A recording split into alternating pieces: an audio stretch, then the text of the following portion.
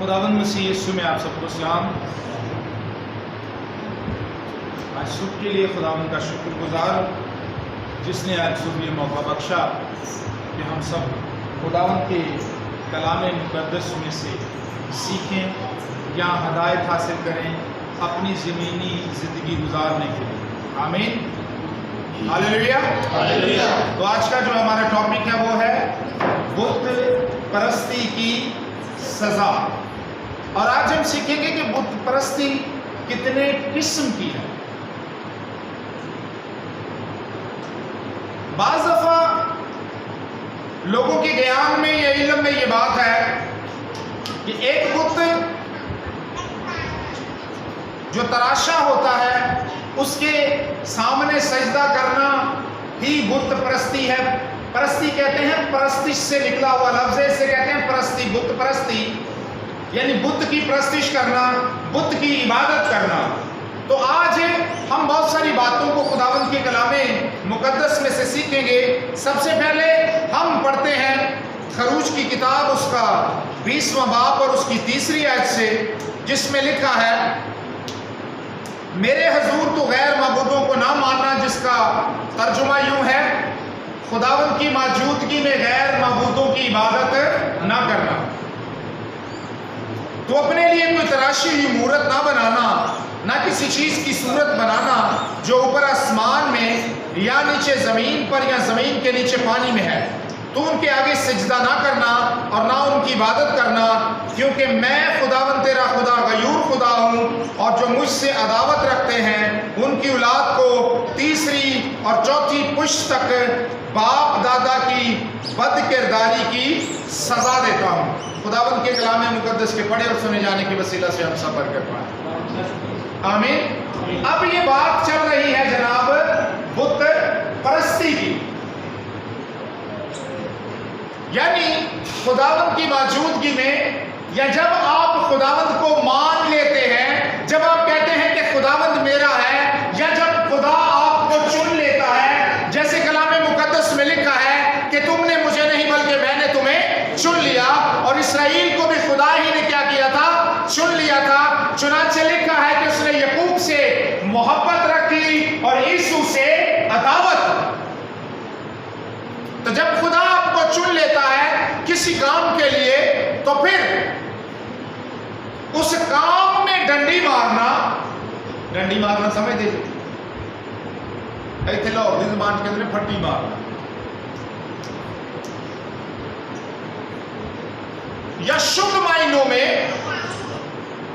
नीयत से काम ना करना, खुदा की मर्जी के मुताबिक वो काम जिसके लिए आप बुलाए गए हैं ना करना।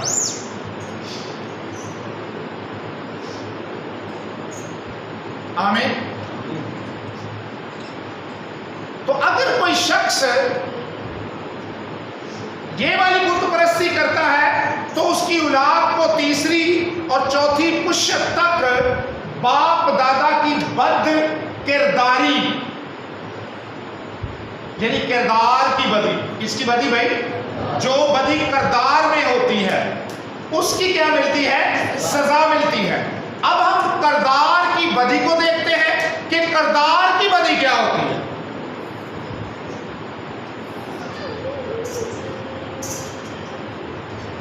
या किरदार के अंदर कौन कौन सी इंसानी शख्सियत के अंदर बदियां पाई जाती हैं। पहला शमूएल उसका 15वां बाब और उसकी 22वीं आयत से खुदा के कलाम मुक़द्दस को पढ़ते हैं। शमूएल ने कहा, खुदावंद सो अपनी कुर्बानियों और ज़बीहों से इतना ही खुश होता है जितना इस बात से कि खुदावंद का हुक्म माना जाए। देखो, फर्मा बरदारी कुर्बानी से और बात मानना मेंढों की चर्बी से बेहतर है, क्योंकि बगावत और जादूगरी बराबर है और सरकशी ऐसे है जैसे मूर्तों और बुतों की परस्तिश। सोचूं कि तूने खुदावंद के हुक्म को रद्द किया है, इसलिए उसने भी तुझे रद्द किया है कि बादशाह ना रहे। आमीन। अब ये क्या मामला है भाई?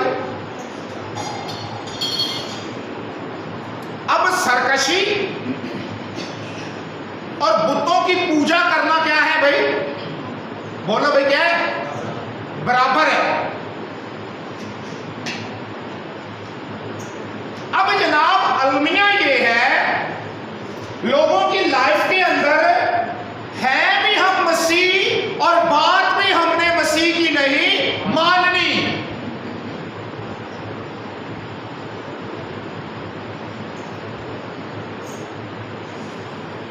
हमने जिंदगी गुजारनी है जनाब अपनी मर्जी से।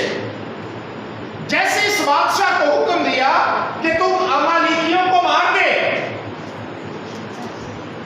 और वहां से कुछ ना लाना, बल्कि हर एक चीज को तलवार की धार की नजर कर देना, इंसान और हैवान सब चीजों को मार देना। लेकिन जनाब बादशाह सलामत साउल बादशाह ने इंसानों पर तो तरस न खाया, उनको तो मार दिया, लेकिन माल मवेशी पर तरस आ गया, यहां लालच आ गया। यहां क्या आ गया भाई जिंदगी के अंदर? लालच आ गया। और वहां से भेड़ बकरियां ले आया, और जब खुदा के खादिम, खुदा का नबी सैमुएल ने उससे पूछा तो उसको कहने लगा मैंने खुदावंद के हुक्म को माना है। उसने कहा कैसे? उसने कहा मैं जंग पर गया और मैंने अमालेकियों को कत्ल किया है। उसने कहा पर पूरा नहीं माना। अगर तूने हुक्म माना है तो ये भेड़ बकरियों की आवाज क्या है? अब खुदा ने मुझे भेजा है। कलीसिया दे लोग और न सुनो, क्योंकि मसीहा की तरबियत नहीं हो रही, ये अपनी मर्जी के मसीह है, अपनी मर्जी कर रहे हैं, हर बात में अपनी मर्जी, हर काम में अपनी मर्जी है, क्यों ना सी। अब जरा आगे बढ़ेंगे। बुत परस्ती की सजा है, और बुत परस्ती क्या है? बुत के सामने प्रस्तिश कर लो या खुदा के हुक्म से बगावत कर दो। कई कहते मैं नहीं मानता, तो मैं ना माना, तेरे ना मानने से मुझे क्या फर्क पड़ता है?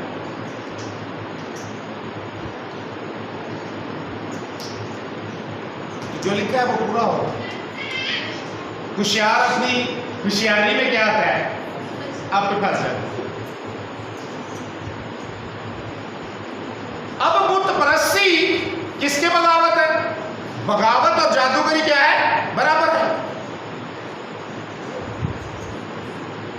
अगर कोई जादूगर तो नहीं है, पर हरकत जादूगरों वाली कर रहे हैं। जादूगर क्या करते हैं? खुदा की मुखालफत, खुदा के हुक्म की मुखालफत। तो जनाब आप क्या कर रहे हैं?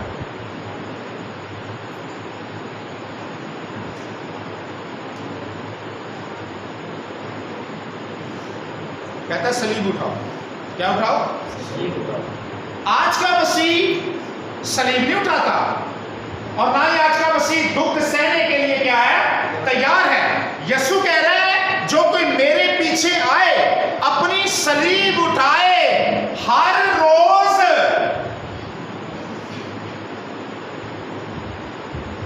किसकी खातर? खुदावंद मसीह यीशु के हुक्म की खातर आपको सलीब उठानी है।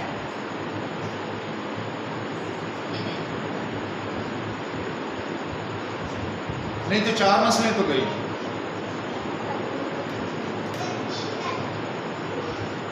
और अगर वो गई तो आप कौन से इस सजा से बाहर है? अपनी मर्जी नाल खुदा परस्ती है, अपनी मर्जी नाल ही हाथ देने, अपनी मर्जी नाल ही गाउना है, अपनी मर्जी नाल ही दुआ करनी है। भावें मीटिंग लीड करने वाला चीका मारी जावे, वो चाहे जैसा मर्जी गुफ्तगू करता रहे, मर्जी अपनी करनी है। मतलब हम रड़ी नहीं है खुदा की इबादत करने के लिए, क्योंकि जनाब हम अपने से जिस्म की परस्तिश करते हैं। जब इसको तकलीफ होती है तो उसी हाथ ताली मारना बंद, तकलीफ हो रही है। हम गर्मी की शिद्दत को ठंडा कर लें।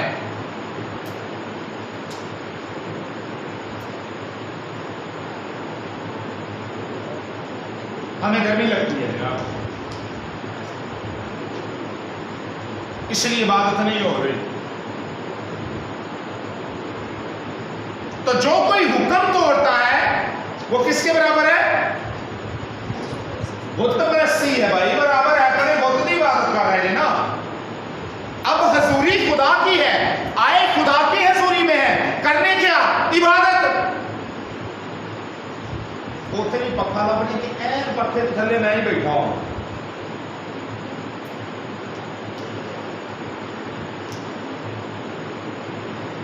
तो फिर दुख वाली बात कहां गई? सलीब, अपनी सलीब उठाकर क्या कर?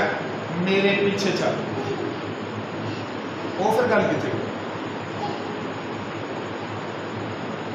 तो फिर इस मैसेज की क्या मायने थी जो खुदावंद यीशु मसीह ने अपने शागिर्दों को मैसेज दिया कि जो कोई मेरे पीछे आना चाहे अपनी सलीब क्या करे? आप पे चुके गवांडियां के मोढे ते ना रख दो।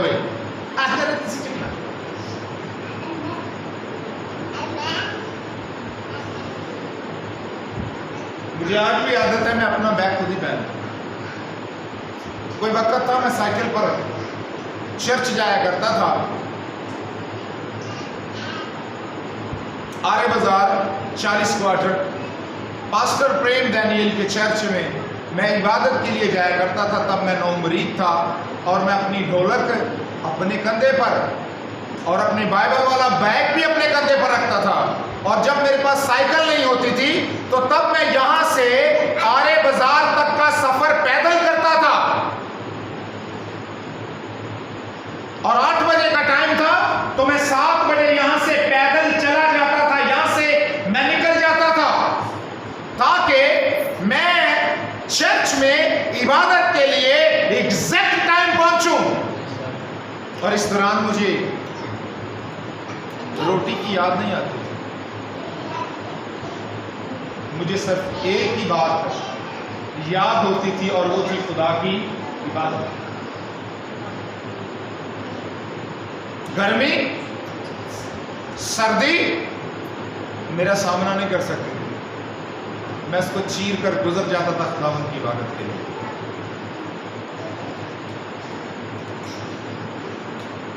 उसके बाद मुझे वहां एक शख्स ने देखा और उसने कहा भाई अगर मैं आपको साइकिल ले दूं। मैंने कहा आपकी मेहरबानी। फिर चर्च के मेंबरान ने मिलकर मुझे एक साइकिल लेकर दी कि ये भाई पैदल इतनी दूर से खुदावंद की इबादत करने आता।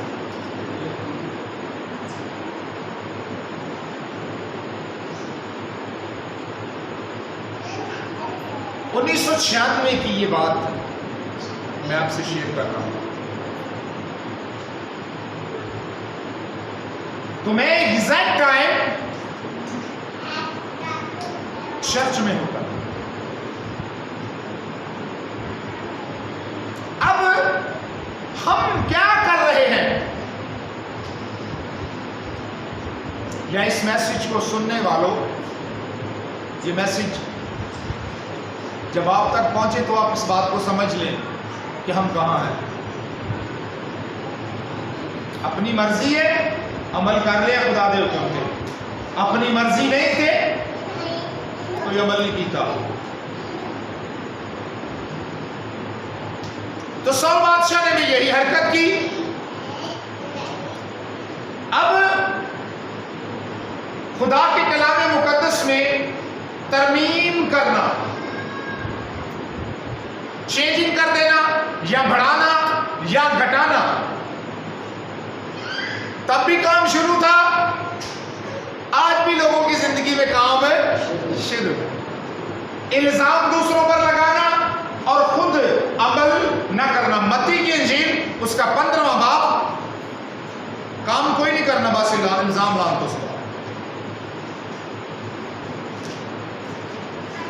बहुत सारे लोगों की लाइफ में जैसे कि ये एक असूल बन चुका है।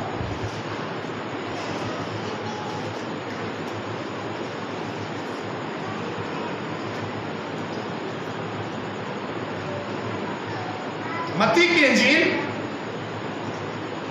15वां बाब, तो जनाब उसकी खुदा के कलाम मुकद्दस को पढ़ते हैं, लिखा है उस वक्त फरीसियों और फकीयों ने यरूशलेम से यीशु के पास आकर कहा, तेरे शागिर्द बुजुर्गों की रवायत को क्यों टाल देते हैं कि खाना खाते वक्त हाथ नहीं धोते। जनाब, बुजुर्गों की रवायत की इतनी फिक्र है कि जब बुजुर्गों की रवायत टूट रही है, जनाब यरूशलेम से सफर करके खुदावंद यीशु मसीह जहां पर था वहां पर आए, उसके शागिर्दों पर इल्जाम लगाने इकट्ठे होकर कि जनाब आज जो है हम खुदावंद यीशु मसीह के शागिर्दों पर इल्जाम लगाते हैं कि जनाब तेरे शागिर्द क्या नहीं करते, हाथ धोकर खाना नहीं खाते और बुजुर्गों की रवायत को टाल देते हैं। अच्छा, तो आप, मेरा एक सवाल है, खुदा से भी बड़ा कोई बुजुर्ग है? अब जरा अगली बात, बुजुर्गों की रवायत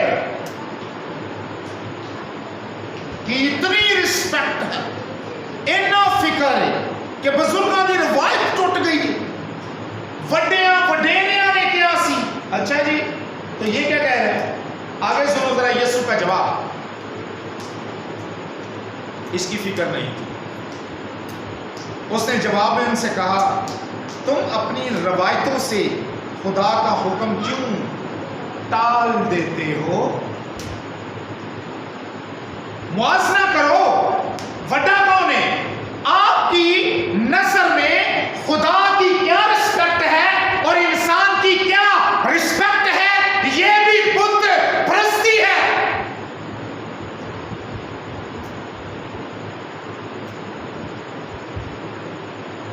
नहीं बुत परस्ती।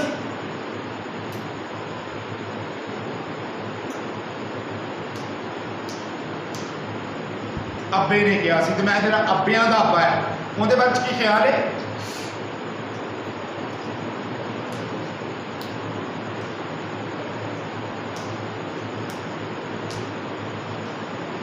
ये बुत परस्ती नहीं है, ये तो बुत परस्ती है। खुदा के हुक्म के बराबर किसी चीज को क्या करना, ठहरा देना है, बराबर है, बल्कि वो उसको उससे ऊपर ही समझ रहे। और मसीह ने कहा, तुम अपनी रवायतों से खुदा के कलाम को क्यों टाल देते हो? होगा तो टाल देंगे। तो क्या ये नहीं बुत परस्ती? ये भी एक बुत परस्ती की किस्सा, अपनी मर्जी का अमल करना।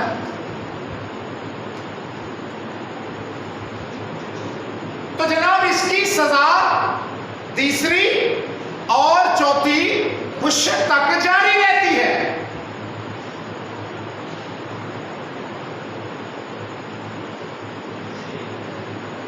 चले पढ़ लेते हैं, जरा थोड़ा सा और आगे चले जाए।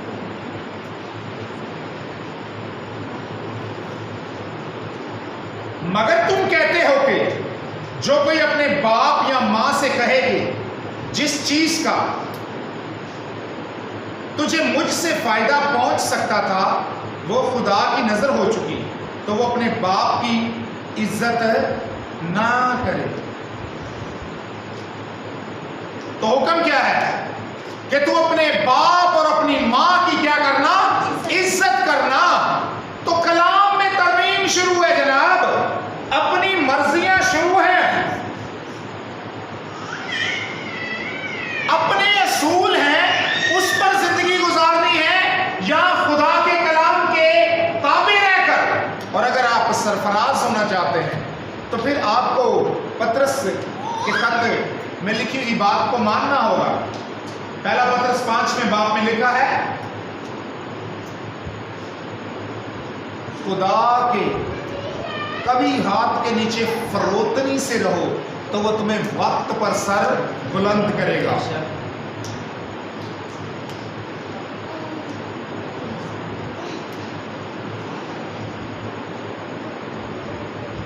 अब मर्जी थी अपनी करनी है, कलाम से रहनुमाई नहीं लेनी। अब्बे ने क्या सी वो ठीक, चलो कर लो, अब्बे ने क्या सी, हम अपनी मर्जी के मालिक हैं, करें चलो मर्जी। तो जनाब इतनी घिन ना खाएं उनसे जो बुतों को पूजा करते हैं, आप अपने आप से भी घिन खाएं।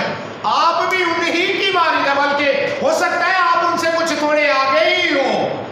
जब आपका मुतालिया किया जाए तो आप उनसे कुछ थोड़े आगे ही निकले।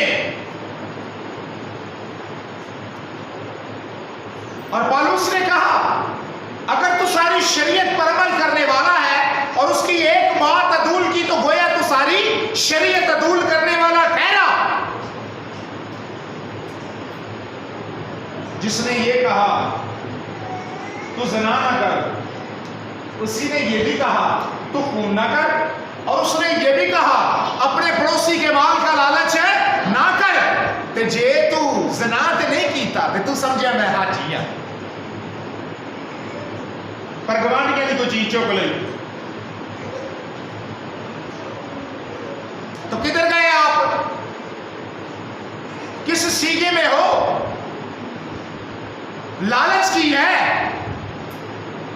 अगर आपने किसी की जवान बेटी की बीवी की लालच की है तो है वो कौन आप? क्या हो आप? तो मर्जी करन डे जो अपनी,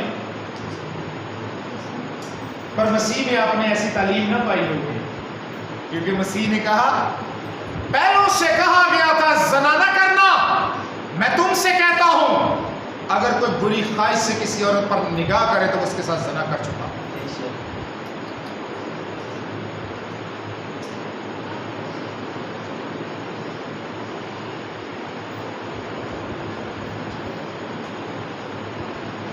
तो जनाब यहां तो गेम कुछ और हो गई।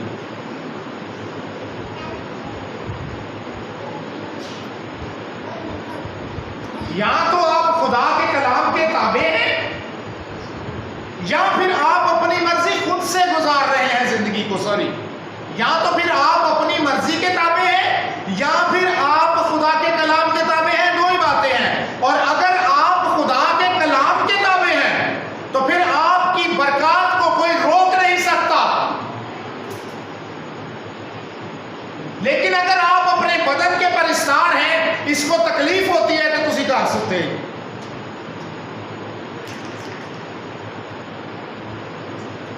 मैंने 5 साल तक एक चर्च में क्वायर चलाया। उसमें एक वक्त ऐसा आया कि जिस दिन इबादत थी मुझे बहुत बुखार था।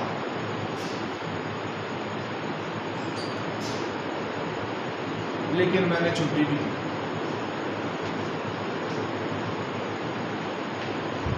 मैं वहां इबादत करने के लिए बैठा हुआ था और मैंने इबादत की और दूसरों को करवाई। आखिर मेरी कंडीशन बहुत ज़्यादा ख़राब हो गई। इस पर मेरे कोलीग ने,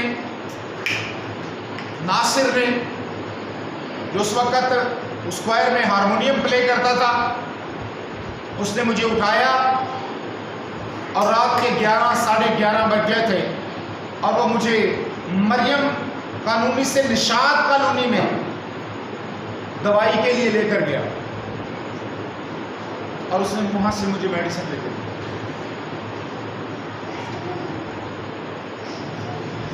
क्योंकि मैं खुदा के काम से मोहब्बत रखता हूं। मुझे अपनी जान से मोहब्बत नहीं थी, बल्कि मुझे मोहब्बत थी तो सिर्फ इसी से, खुदा के काम से।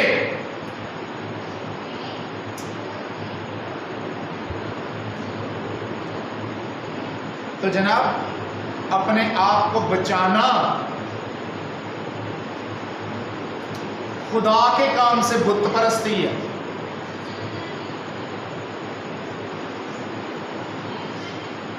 ये बुत परस्ती है। खाली एक बुत के सामने झुकना ही बुत परस्ती नहीं है। आप अपने बुत के सामने भी झुक जाते हैं, यानी आप अपनी ख्वाहिश के सामने झुक जाते और खुदा के कलाम को रद्द कर देते।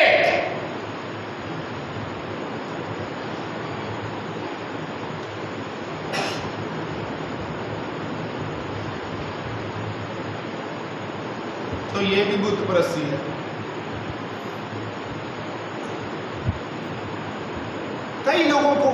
एक और प्रॉब्लम है, अगर उनके कपड़े नहीं रहेंगे उनके कोई नवे थे वो इबादत के जाना से बड़ी प्रॉब्लम हो रही होती है।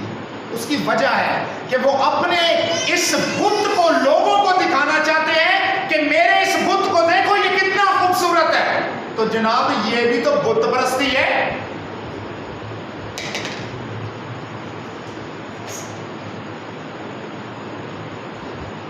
आप इस अपने पहनावे से ओढ़ने पहनने से दूसरे लोगों को गुमराह करते हैं, अपनी बढ़ाई चाहते हैं ना कि खुदा की बढ़ाई। एक की बुत परस्ती।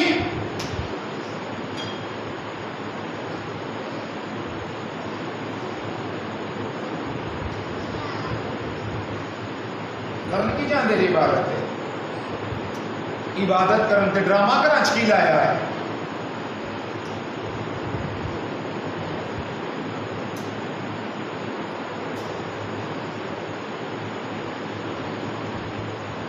बुत परस्ती कूदते रहते हैं और बुत परस्ती के बारे में ये पता नहीं है कि सबसे बड़े बुत परस्त तो हम खुद ही हैं। आप ही बुत परस्त हैं। पर जहां पत्थर के स्टैचू लगे हैं वहां नहीं जाना, क्योंकि वो जगह बुत परस्ती है।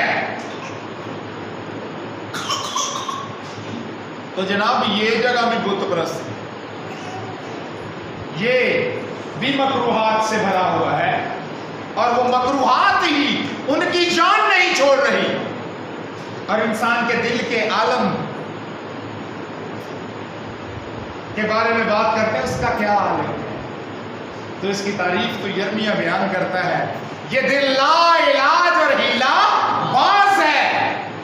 और फिर यसू ने इसकी जो तारीफ बयान की वो बड़ी कमाल। चले पढ़ लेते।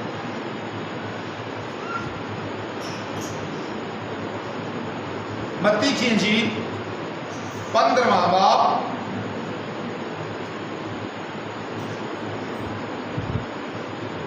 16वीं आयत। यीशु ने कहा और उसने कहा कि तुम भी अभी तक बेसमझ हो, क्या नहीं समझते कि जो कुछ मुंह में जाता है वो पेट में पड़ता और मजबला में फेंका जाता है। मगर जो बातें मुंह से निकलती हैं वो दिल से निकलती हैं और वही आदमी को नापाक करती हैं, क्योंकि बुरे ख्याल, खूनरेजियां, ज़नाकारियां, हरामकारियां, चोरियां, झूठी गवाहियां, बदगोइयां दिल ही से निकलती हैं। एक बुत परस्ती, हुक्म तोड़ने बुत परस्ती है ना। सैमुएल की किताब में पढ़ के आए हैं ना। तो साउल बादशाह को बुत परस्ती के क्या ठहरा दिया? हुक्म तोड़ने पर बराबर। उन्होंने कहा तू बुत परस्त है क्योंकि तूने हुक्म को तोड़ा, तूने खुदा की बात को रद्द किया है, इसलिए खुदा ने भी तुझे रद्द किया है कि तू बादशाह न रहे। बुतों की पूजा करना भी बुत परस्ती है। भला तू समझोगे मैं उन्होंने हक च वोट दे रहा, ऐसा कोई मामला नहीं।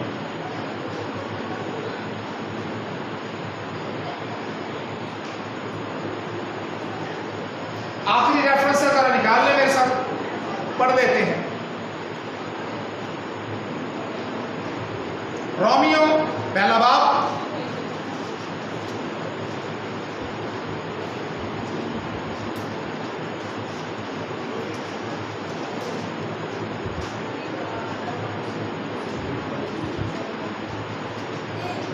पहले बाब की 21वें वर्ष में लिखा है,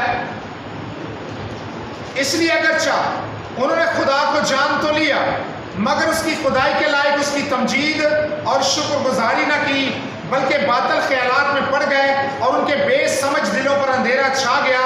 वो अपने आप को दना जताकर बेवकूफ बन गए और गैर फानी खुदा के जलाल को फानी इंसान और परिंदों और चुपाओं और कीड़ों मकोड़ों की सूरत में बदल डाला। एक बच्चे को कहने लगे है खुदा है मिस्र चुकट के लिए ऐसा।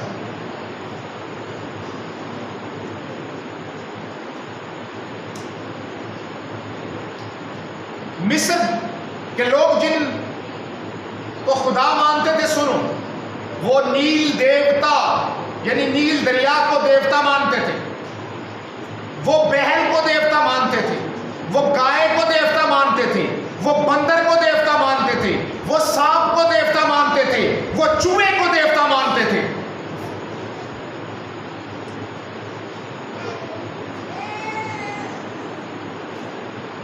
ਇੱਥੇ भी तो लोग मानते कौन ਇਹ ਜਿਹੜੀਆਂ ਸ਼ਦੌਲੇ ਸ਼ਾਹ ਦੀਆਂ ਚੀਆਂ ਆਉਂਦੀਆਂ ਨੇ ਤੇ ਬੀਬੀਆਂ ਆਪਣੇ ਬੱਚੇ ਭੱਜ ਭੱਜ ਗਾਂ ਕਰਦੀਆਂ ਨੇ।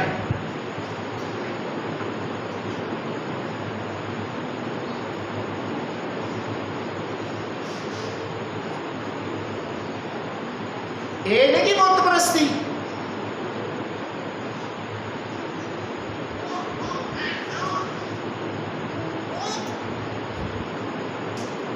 ये बुत परस्ती नहीं है।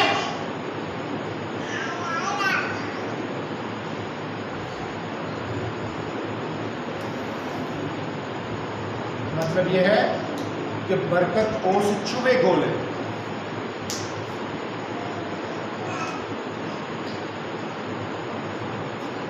तो जनाब ये भी बुत परस्ती है। तो फिर आपका खुदा कहाँ है जो बरकत देने पर कादिर है? और जनाब मामला यह है कि आपको उससे बरकत मिल नहीं रही क्योंकि आप बुत परस्त हैं। और फिर आप ये सोचते हैं शायद ए चुमे तो ही थापड़ा ले लिए तो कुछ लब जाएगा। आमीन। क्योंकि आप अपने ईमान से गिरे हुए हैं, इस वजह से बरकत के दरवाजे बंद हैं। और जो मेरे हुक्मों को तोड़ेगा, खुदा कहता है उसकी औलाद को तीसरी और चौथी पुश्त तक बाप दादा की बद किरदारी की सजा दूंगा। खुदावंद आपको बरकत दे और अपनी बरकत से मालामाल करे। आमीन।